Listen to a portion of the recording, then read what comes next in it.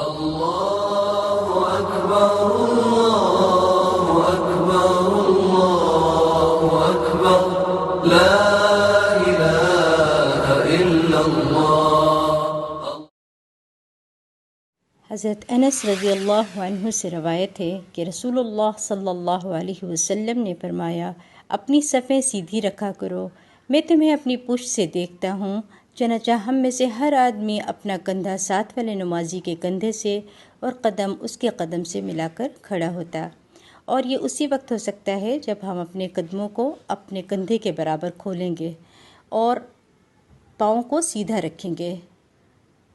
ہمارے پاؤں کا رخ جو ہے وہ قبلہ رخ ہونا چاہیے، پاؤں کو ٹیڑھا نہیں کرنا ہے، بالکل سیدھا رکھنا ہے اور کندھے کے برابر رکھنا ہے۔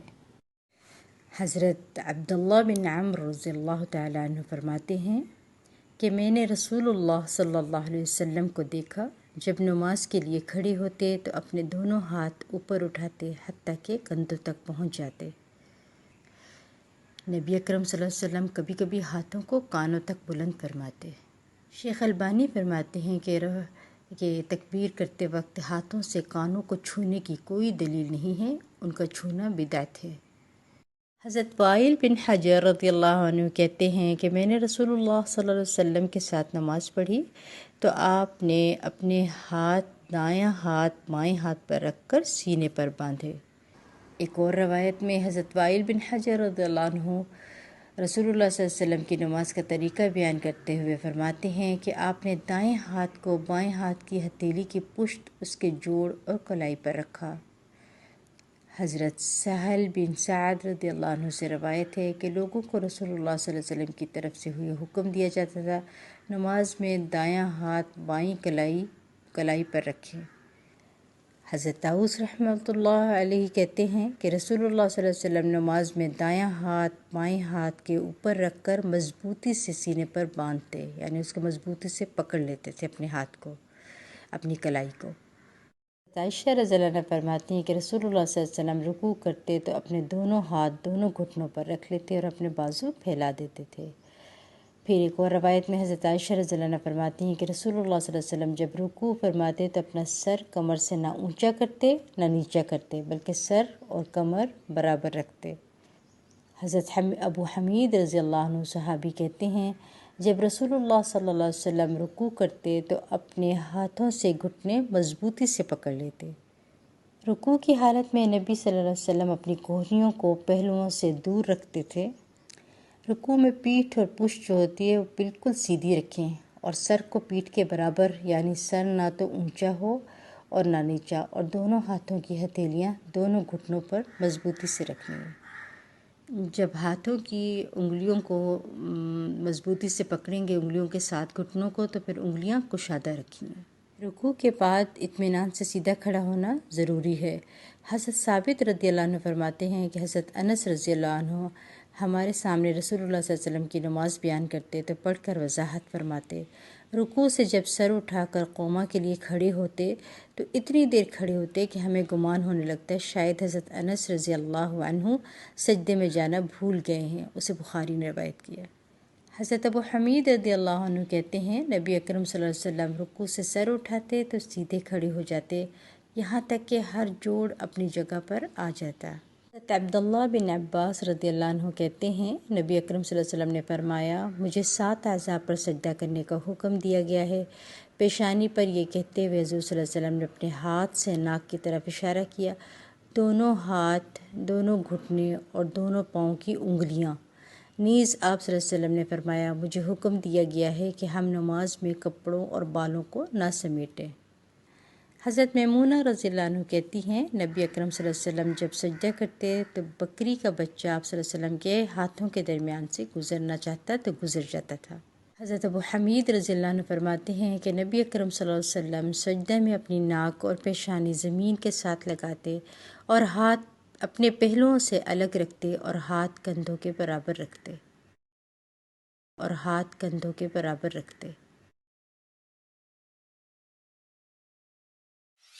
ابو حمید رضی اللہ عنہ نبی اکرم صلی اللہ علیہ وسلم سے روایت کرتے ہیں کہ حضور اکرم صلی اللہ علیہ وسلم سجدے میں پاؤں کی انگلیاں قبلہ رخ کرتے تھے۔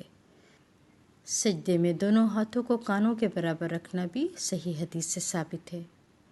سجدے میں ہاتھوں کی انگلیاں ایک دوسرے سے ملا کر رکھیں اور انہیں قبلہ رخ رکھیں، اور سجدے میں دونوں ہتھیلیاں اور دونوں گھٹنے خوب زمین پر ٹکائیں۔ نبی صلی اللہ علیہ وسلم نے فرمایا اس شخص کی نماز نہیں جس کی ناک پیشانی کی طرح زمین پر نہیں لگتی، اور پاؤں کی انگلیوں کے سرے قبلے کی طرف مڑے ہوئے رکھیں اور قدم بھی دونوں کھڑے رکھیں، ایڑیوں کو بھی ملا لیں۔ سجدے میں سینہ، پیٹ اور رانیں زمین سے اونچی رکھیں، پیٹ کو رانوں سے اور رانوں کو پنڈلیوں سے جدا رکھیں، اور دونوں رانیں بھی ایک دوسرے سے الگ الگ رکھیں۔ سجدے میں کوہنیوں کو نہ تو زمین پر ٹکائیں اور نہ کروٹوں سے ملائیں، بلکہ زمین سے اونچی کروٹوں سے الگ کشادہ رکھیں۔ سجدے کی حالت میں نبی صلی اللہ علیہ وسلم اپنی کلائیوں کو زمین پر نہیں لگاتے تھے، بلکہ انہیں اٹھا کر رکھتے اور پہلوؤں سے دور رکھتے، یہاں تک کہ پچھلی جانب سے دونوں بغلوں کی سفیدی بھی نظر آتی۔ حضرت انس رضی اللہ عنہ کہتے ہیں کہ رسول اللہ صلی اللہ علیہ وسلم نے فرمایا، سجدہ اطمینان سے کرو، اور تم میں سے کوئی بھی سجدے میں اپنے بازو کتے کی طرح نہ بچھائے۔ حضرت ابو حمید سعدی رضی اللہ عنہ کی روایت ہے کہ پھر رسول اللہ صلی اللہ علیہ وسلم سجدے سے اپنا سر اٹھاتے اور اپنا بایاں پاؤں موڑتے یعنی بچھاتے، پھر اس پر بیٹھتے اور سیدھے ہوتے یہاں تک کہ ہر ہڈی اپنے ٹھکانے پر آ جاتی۔ آپ صلی اللہ علیہ وسلم کا معمول تھا کہ بیٹھتے وقت اپنا دایاں پاؤں کھڑا کر لیتے اور دونوں پاؤں کی انگلیاں قبلہ رخ کرتے، اور کبھی کبھی آپ صلی اللہ علیہ وسلم اپنے قدموں اور اپنی ایڑیوں پر بھی بیٹھ جاتے تھے۔ ایک سجدے کے درمیان اٹھ کر بیٹھنا یعنی ایک سجدہ ایک کر کے اٹھ کر بیٹھنا، اس کو جلسہ کہتے ہیں۔ حضرت مالک بن حویرث رضی اللہ عنہ سے روایت ہے کہ انہوں نے نبی اکرم صلی اللہ علیہ وسلم کو نماز پڑھتے دیکھا۔ آپ صلی اللہ علیہ وسلم جب نماز کی طاق رکعتوں کو یعنی پہلی اور تیسری میں ہوتے تو دوسرے سجدے کے بعد تھوڑی دیر سیدھے بیٹھتے، پھر قیام کے لیے کھڑے ہوتے۔ جلسہ استراحت سے اٹھتے وقت دونوں ہاتھ زمین پر ٹیک کر اٹھے۔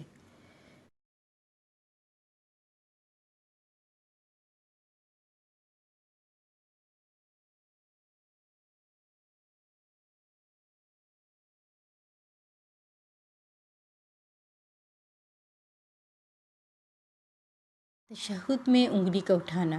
حضرت ابن عمر رضی اللہ عنہ روایت کرتے ہیں کہ رسول اللہ صلی اللہ علیہ وسلم جب نماز کے قاعدہ میں بیٹھتے تو اپنے دونوں ہاتھ اپنے دونوں گھٹنوں پر رکھتے اور اپنی داہنی انگلی جو انگوٹھے کے نزدیک ہے اٹھا لیتے، بس اس کے ساتھ دعا مانگتے۔ نبی صلی اللہ علیہ وسلم دائیں ہاتھ کی تمام انگلیوں کو بند کر لیتے، انگوٹھے کے ساتھ والی انگلی کو قبلہ رخ کر کے اس کے ساتھ اشارہ کرتے۔ حضرت وائل بن حجر رضی اللہ عنہ روایت کرتے ہیں کہ رسول اللہ صلی اللہ علیہ وسلم دوسرے سجدے سے سر اٹھ کر قاعدہ میں بیٹھتے، دو انگلیوں کو بند کیا، انگوٹھے اور درمیان کی بڑی انگلی سے حلقہ بنایا، اور انگشت شہادت کی انگلی سے یعنی شہادت کے کلمے کی انگلی جو ہوتی ہے اس سے اشارہ کیا۔ حضرت وائل بن حجر رضی اللہ عنہ فرماتے ہیں کہ رسول اللہ صلی اللہ علیہ وسلم نے انگلی اٹھائی اور اسے ہلاتے تھے۔ ابو حمید سعدی رضی اللہ عنہ بیان کرتے ہیں کہ جب سجدہ آخری مکمل ہو جاتا اور اللہ کے نبی صلی اللہ علیہ وسلم آخری قاعدے میں بیٹھتے یعنی آخری تشہد میں بیٹھتے تو اپنا بایاں پاؤں دائیں پنڈلی کے نیچے سے باہر نکالتے اور اپنی بائیں جانب کے کولہے پر بیٹھتے، پھر تشہد، درود اور دعا پڑھ کر سلام پھیرتے۔ بائیں جانب کولہے پر بیٹھنا تورک کہلاتا ہے۔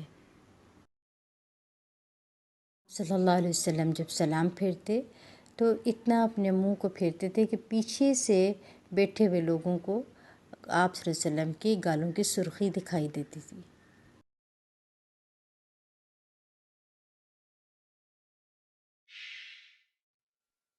اللہ اکبر اللہ اکبر اللہ اکبر لا الہ الا اللہ اللہ اکبر